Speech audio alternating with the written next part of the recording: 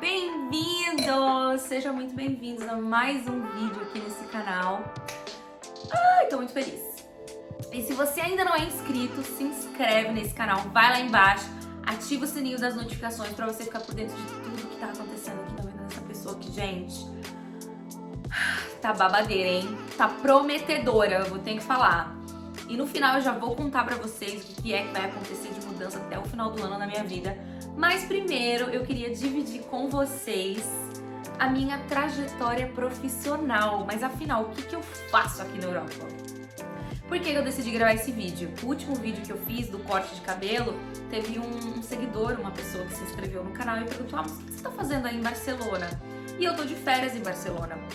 E eu sei que muitas das pessoas, os meus amigos, pessoas que eu convivo, do meu ciclo no Brasil, não sabem muito bem o que eu faço, o que eu trabalho, se eu trabalho, como que eu trabalho. Então eu vou dividir um pouquinho com vocês como é que tudo isso começou. Então, pra quem não sabe, eu trabalho como compradora. Tá, mas o que é uma compradora? Uma compradora? Não é uma vendedora. Não tem nada a ver uma coisa com a outra. Eu efetivamente faço compras estratégicas para empresas. É isso que eu faço hoje em dia. Então eu vou contar para vocês um pouquinho de como tudo isso começou. Eu comecei a trabalhar muito cedo na minha vida, desde muito novinha.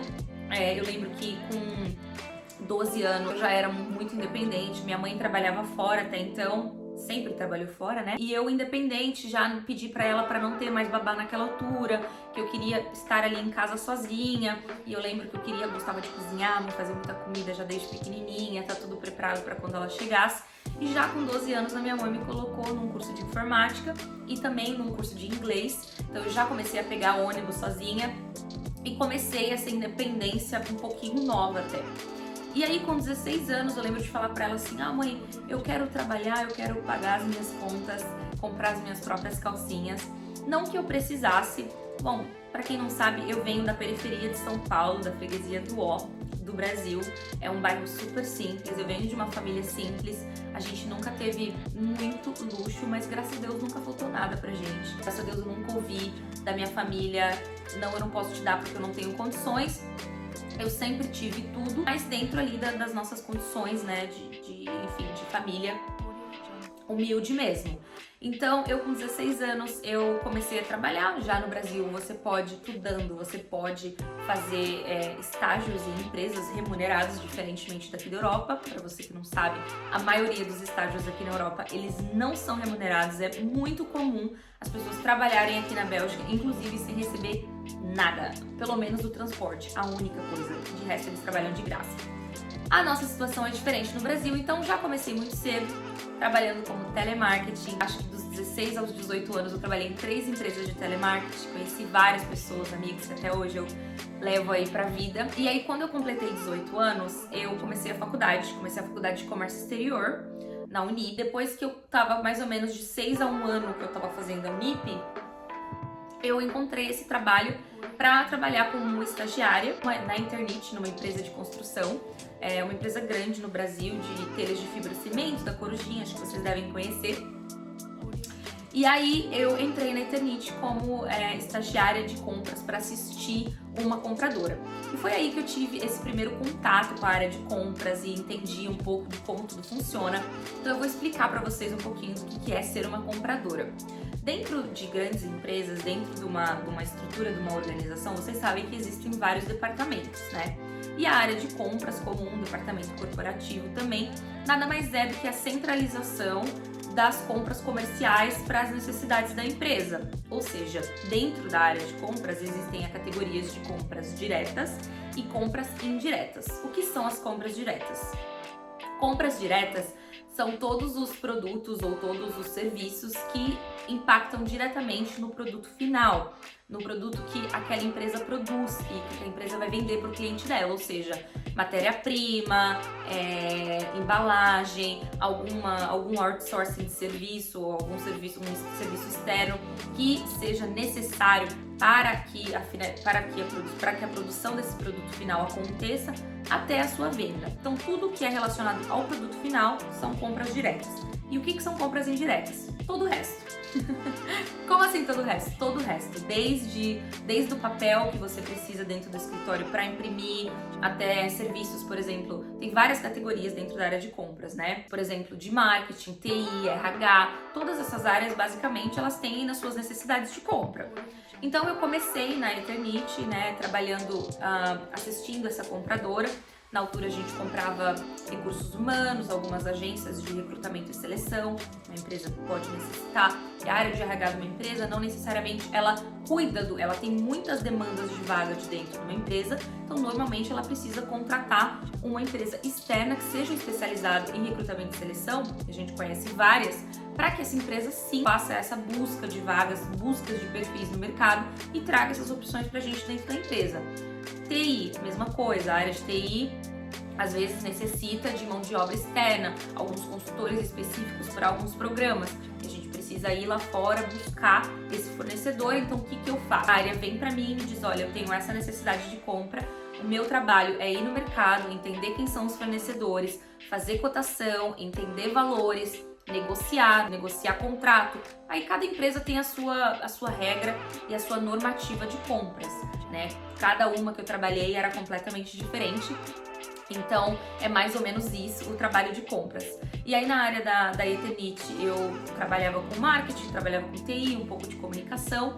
E depois de um ano que eu estava trabalhando como assistente de compras, eu fui promovida a analista de materiais para trabalhar com planejamento e logística e transporte das telhas, enfim, no Brasil, entre todas as fábricas. Não foi, assim, uma área que eu gostei tanto, para falar a verdade, era bem estressante, principalmente a parte de transportadora, de falar com esses fornecedores, não gostei muito.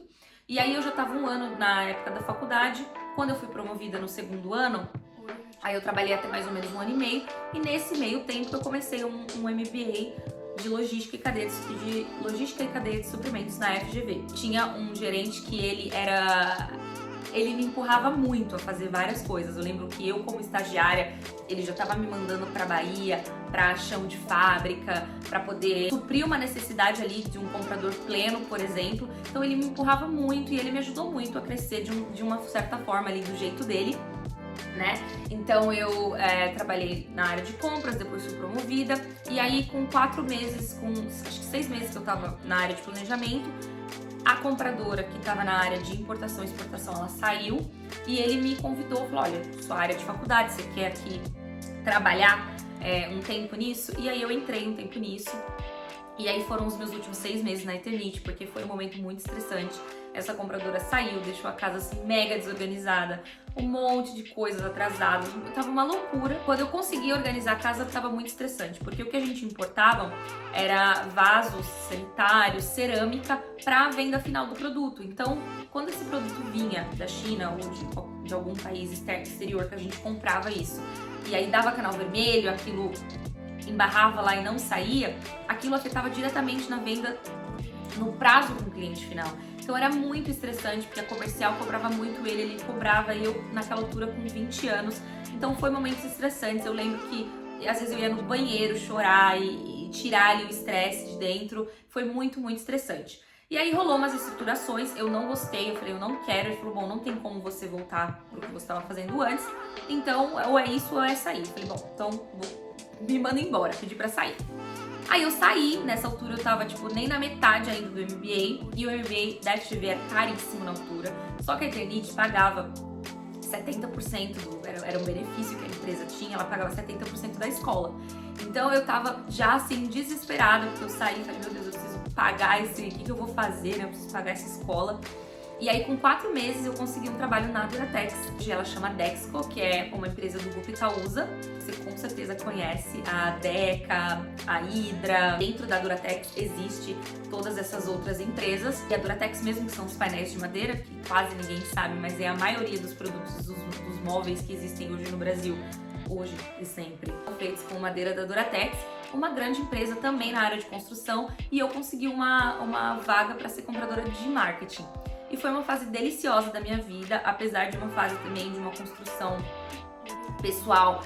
forte, porque eu era uma mulher trabalhando com milhões de outras mulheres no marketing, mas era muito gostoso, assim, era coisas muito tangíveis, muito material promocional, muito brinde, muita campanha, coisas criativas, né, ir em agências e ver o desenvolvimento criativo, por exemplo, né, eu trabalhava muito, marketing é muito isso, muito campanhas, projetos, plays, ideias, discussões, reuniões, então foi muito gostoso trabalhar para a Duratex.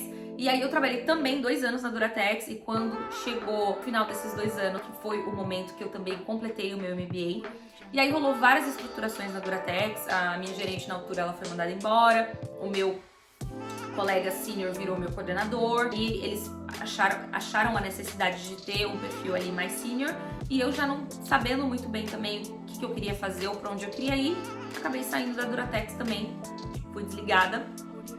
E aí, nesse meio tempo, eu tava num churrasco, o pessoal da Duratex e a Lina, beijo a Lina, ela falou assim pra mim, por que você não faz um intercâmbio?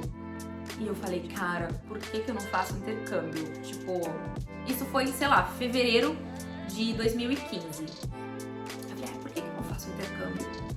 E aí eu comecei a pesquisar o intercâmbio, opções de intercâmbio, inclusive, se vocês tiverem dúvidas, quiserem saber como é que foi a minha pesquisa, como é que foi o meu processo e tal, comenta aqui, faz um vídeo aí só do intercâmbio, que daí eu vou contar tudo pra vocês, assim, com detalhes de como foi essa fase linda da minha vida.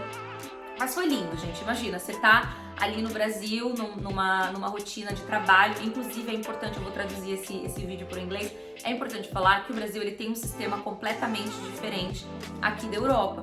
A maioria das faculdades no Brasil, elas são pós-laborais, então durante todo esse período da minha vida, né, dos 19 até os 23, dos 18 até os 23, foi um período onde eu trabalhava durante o dia e eu estudava durante a noite. E eu paguei todos os meus estudos sozinha. Eu sou muito orgulhosa disso, de ter feito isso por mim, de ter corrido atrás, de ter trabalhado. Então, eu trabalhei esse período todo.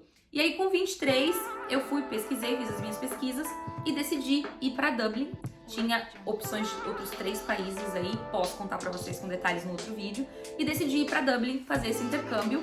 E fui pra Dublin e foi maravilhoso, porque imagina, você sai de um momento da sua vida onde você trabalha e estuda e tem ali aquela rotina puxada e cansada e vai pra um país onde você basicamente estuda e festeja. Eu consegui o trabalho lá no restaurante num hotel, servia café da manhã pro pessoal do hotel, eu trabalhava só na parte da manhã, então foi muito tranquilo essa fase. Inclusive trabalhei para esse hotel aí 10 meses, quase praticamente o meu intercâmbio inteiro, consegui esse trabalho acho que com 2, 3 meses. E eu fui com a grana mega apertada, assim, sabe, correndo atrás mesmo, gente. Acho que não tem desculpa, se você quer uma coisa, cara, não é porque a grana tá apertada, não é porque é difícil, não é porque isso, sabe assim? Não pare de arrumar desculpas para os seus sonhos, os seus desejos. Só vai. Tenha a coragem de ir, porque o difícil mesmo é iniciar, é fazer. E aí até o 8º mês da vida ali tava tudo bem.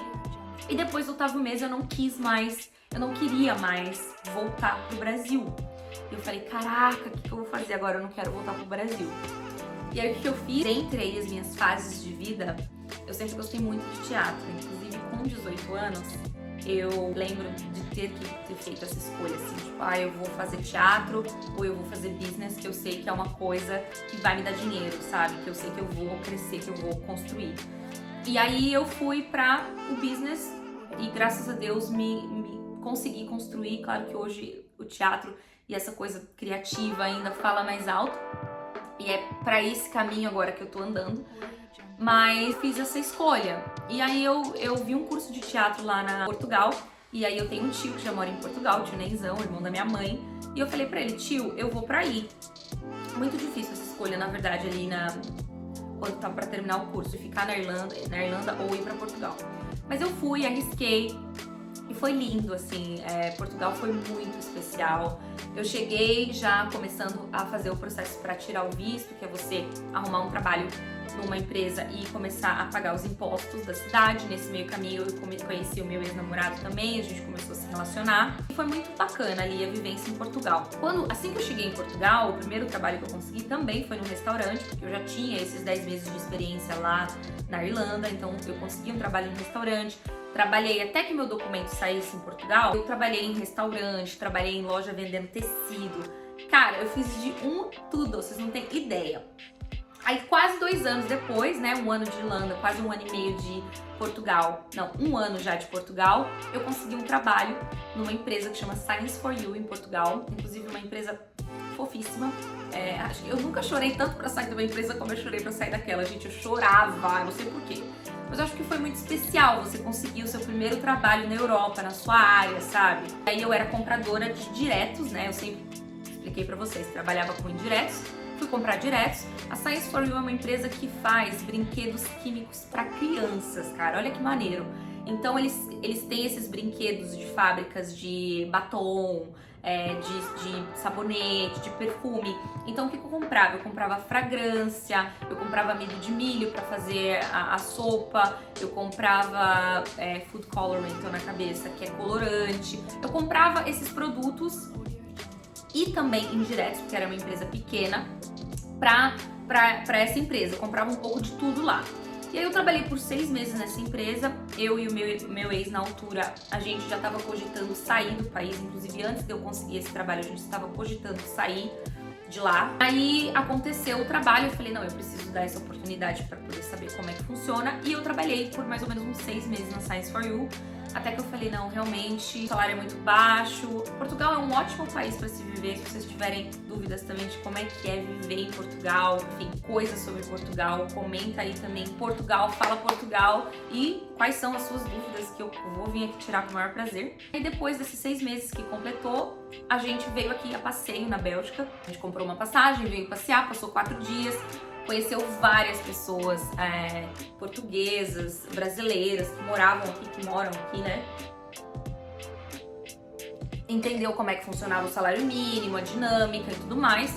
E aí, basicamente, a gente ficou 4 dias aqui de férias, a gente voltou pra Portugal. Com 2 dias, a gente colocou a carta nas empresas que a gente estava trabalhando e a gente veio, Com 1 mês a gente tava aqui. A gente veio, final de janeiro passear. Em fevereiro a gente cumpriu o aviso. Dia 8 de março a gente tava chegando aqui na Bélgica, basicamente apenas com um apartamento que a gente achou no Facebook. Pois bem, demorou um tempo até minha documentação sair também. Ele precisou se registrar primeiro, depois eu me registrei. E aí o meu primeiro trabalho também, eu consegui um trabalho aqui com 3 dias que eu tava no país. Meu ex, ele era um cozinheiro, né, um chefe. E aí ele fez uma lista dos principais restaurantes da cidade e a gente saiu para entregar currículo no 2º dia que a gente chegou aqui. Eu fui chamada para trabalhar nesse restaurante etiopense, africano, delicioso, inclusive, maravilhoso. No 2º, 3º dia que eu tava aqui, o cara me ligou e falou, olha, a gente tá precisando de alguém que venha aqui trabalhar, você quer vir? Bora. Trabalhei. Pulei fases de Portugal, as lojas lá que eu falei de roupas e tal, tecido, ganhando 25 euros. É que vocês não têm muita noção que vocês vão fazer 25 vezes 6. Mas 25 euros, por exemplo, aqui na Bélgica, ganha-se por hora. Eu ganhava lá por dia. Enfim, uma média, tá, gente? Não é o que eu ganho, é só uma média de valores pra vocês terem noção. E aí eu consegui esse trabalho, trabalhei por mais ou menos uns 8 meses. Quando deu 8 meses, meu documento saiu, aí eu consegui um trabalho num outro restaurante, Massas, pra ser assistente de gerente desse restaurante. Trabalhei por 3 meses. Eu tive um chefe que ele não, sei lá, ele era muito estranho, cara. Ele não me deixava crescer, sabe? Aí eu saí, deu 3 meses eu saí e eu consegui um trabalho na Barry Callebaut. Cara, sério, eu preciso contar pra vocês como é que eu consegui um trabalho na Barry Callebaut. Pra quem não sabe, a Barry Callebaut é uma das maiores empresas de chocolates do mundo. Entre 4 produtos que você consome no mundo, 2 é Barry Callebaut. A Barry Callebaut, ela tem as fazendinhas lá na África que fazem o plantio, a colheita do cacau. Aí ela traz pra cá, faz ali a cocoa mass, né, que chama massa de cocoa, e vende essa massa pra ferreiro, pra Nestlé, pra Neuhaus, aí as grandes empresas belgas aqui que vocês não conhecem, mas Ferreiro e Nestlé vocês conhecem.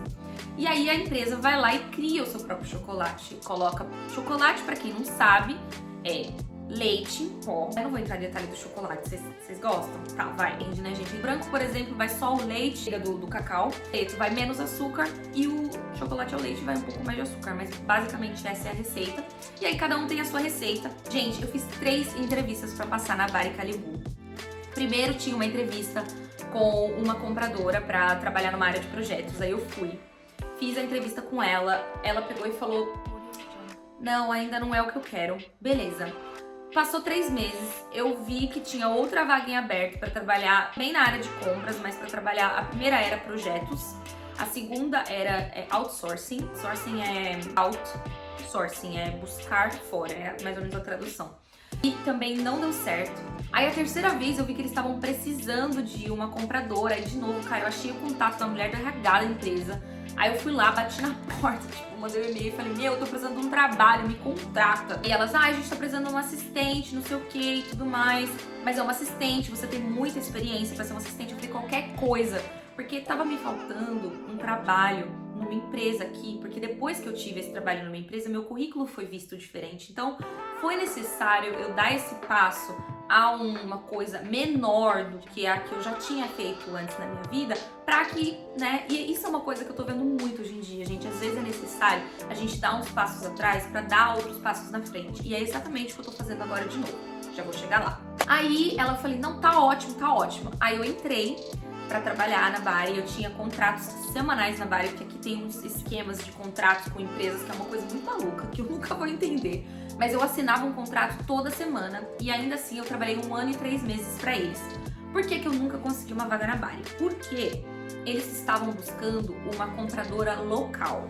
E para que eu fosse uma compradora local, eu precisaria falar o holandês. E eu não quis estudar holandês. Eu até tentei estudar holandês, mas não foi uma língua que eu tive empatia. Mas eu falo francês. E eu falei: poxa, já tá bom, já falo, além do inglês, eu já falo francês, espanhol, português. Falei: nossa, tá bom, né? Então eu não me interessei a aprender o holandês, até porque eu falei: não, eu consigo coisa muito melhor. E ainda assim, trabalhei 1 ano e meio pra eles. Nesse meio tempo, eu consegui uma vaga na Toyota. Cara, a Toyota, vocês têm noção? A Toyota. Pois bem, fui na entrevista com a Toyota, fui lá, vendi meu peixe, falei quem eu era, o que eu era boa, tá. E ele falou: não, olha, beleza, você vai trabalhar aqui com a gente tá precisando de uma compradora pra comprar produtos, pra fazer alguns projetos, mas pra comprar algumas coisas pequenas, nada demais e tal e tudo mais. Falei: tá bom, ok, né, bora. Entrei na Toyota. Eu trabalhava na Toyota, que era o centro de R&D, que é Resources and Development. Como é que é a tradução disso em português? Área de desenvolvimento. Aí, dentro dessa área de desenvolvimento, porque vários projetos saíam dali, era um centro aqui próximo de Bruxelas, que a gente era meio engaiolado, sabe? Não tinha muita janela, o nosso telefone tinha que ficar fechado do lado de fora. Tipo, era meio engaiolado, assim, a empresa. E aí eu comecei, e aí o primeiro projeto que o gerente colocou na minha mesa pra mim, assim, ó. Toma. 14 milhões. 14 milhões de euros. O projeto é estruturar todo o processo elétrico de um pedaço da produção de uma fábrica na França. E aí, eles tinham todos uns esquemas que não podia aceitar aumento de fornecedor, e o sistema lá interno também não tinha muito sistema, era muito tete a tete. E aí eu me vi em reuniões ali com, tipo, VPs, com senior managers, tipo, gerentes seniors, VPs ali, tipo, uma coisa muito high level. E eu não tava recebendo o suporte que eu precisava pra desenvolver aquele trabalho. E eu comecei a ficar meio, assim, pra vocês verem como o estresse, ele somatiza no nosso corpo e é tão bizarro. Na terceira semana que eu tava na Toyota, o meu maxilar, ele inchou. Ele inchou e eu não conseguia falar. Eu fiquei com a boca travada, eu fui no médico, o médico falou: você tá extremamente estressado, isso é extremo estresse. É só isso. Aí eu falei: caraca, se eu tô assim, cara, eu acho que eu preciso sair. E tudo dentro daquela empresa não tava me fazendo bem. Hoje, depois, refletindo, eu acho que eu tive medo. Eu acho que eu tive medo, muito medo, mas ao mesmo tempo também um sentimento de que aquilo não era pra mim. E foi muito triste pra eu desistir daquilo, porque pra mim aquilo era, nossa, já o topo do topo, sabe? Eu falei, cara, é a Toyota, entendeu? E eu saí, eu falei, não, eu vou voltar aqui pra Bari, que eles me ofereceram um trabalho. Mentira, eu voltei, eu falei com o meu gerente na altura, e ele falou pra mim, você vai pra Toyota, é meio complicado a Toyota, e o clima não é assim tão bom, não sei o que. Eu falei, eu vou. E eu falei que eu ia voltar, que eu tinha conseguido uma vaga, e eu só falei com o meu gerente de volta, falei, deixa eu voltar, que não deu certo. Ele falou, tá bom. Aí eu voltei. Eles me ofereceram uma vaga fixa, tipo, a gente vai te oferecer um contrato também. E eu falei, não quero. E aí eu fiquei muito triste, porque eu falei, nossa, era o topo da minha vida profissional. Como assim? Toyota, eu joguei fora a Toyota. Beleza. Aí passou um tempo, procurando trabalho ainda, eu falei, pô, já tô 1 ano e meio aqui na Bari, eu sei que isso aqui não vai pra frente e tal. Aí eu vi uma vaga na Huntsman, conheci a Huntsman, é uma empresa química americana. O Peter Huntsman, o seu Huntsman, o que ele criou? Não sei se vocês vão lembrar, acho que tem bastante no Brasil ainda. Poliuretane é um plástico, certo? Vocês sabem aqueles potinhos de lanche que parece um isoporzinho, assim, sabe? Aquilo é um plástico. Aquilo foi ele que criou, tipo, há 70 anos atrás, ele que criou essa embalagem, né? Na entrada da empresa tem até essa criação. E é uma empresa americana, uma empresa multinacional, é uma empresa que tem milhões de fábricas, milhões é exagero, né? Nossa, que exagerada. Mas é uma empresa que tem várias fábricas aqui na Europa. E aí eu vi uma vaga para trabalhar na área de operacional, né, empresa operacional. Dentro da minha profissão, tem mais essa ainda, né? Além do direto e indireto, ainda tem o operacional e o estratégico. O que é o operacional e o estratégico? Operacional, como diz o nome, são as operações dentro da área de compras, ou seja, é você colocar um pedido no sistema, é você enviar um pedido para o fornecedor no sistema, é você fazer um follow-up de um pedido no sistema, é você cuidar, de repente, de uma invoice, de uma... Em português, a gente fala nota fiscal, acho, não sei, já esqueci. Mas cuidar de uma nota fiscal, operação, certo?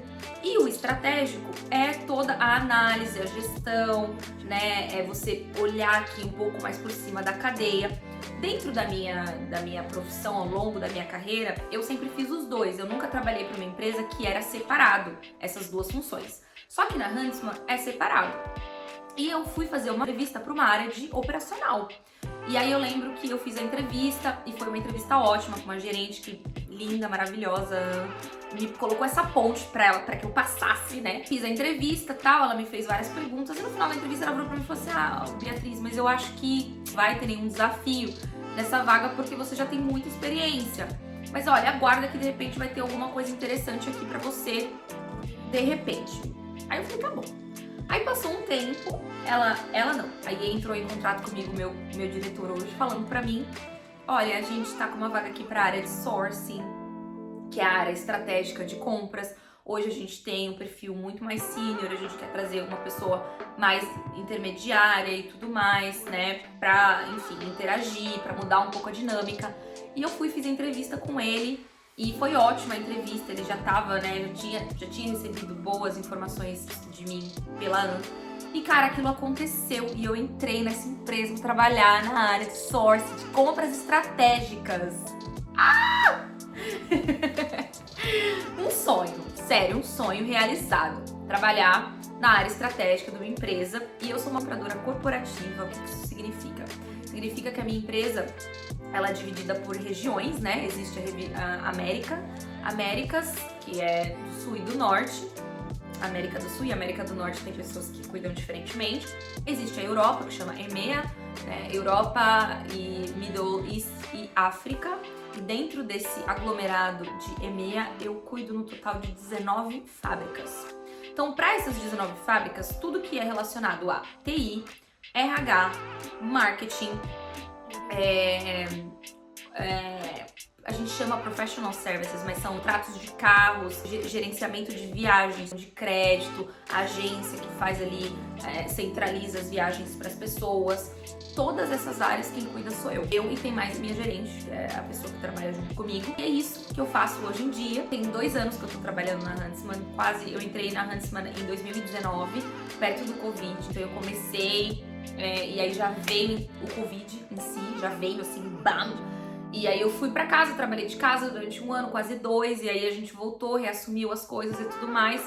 E eu tô numa fase profissional da minha vida de muito reconhecimento. Nesse momento a minha gerente nem tá trabalhando, ela fez uma cirurgia, já tem quase mais de 1 mês que ela tá fora, e eu tô praticamente fazendo tudo sozinha, e as coisas estão indo muito bem.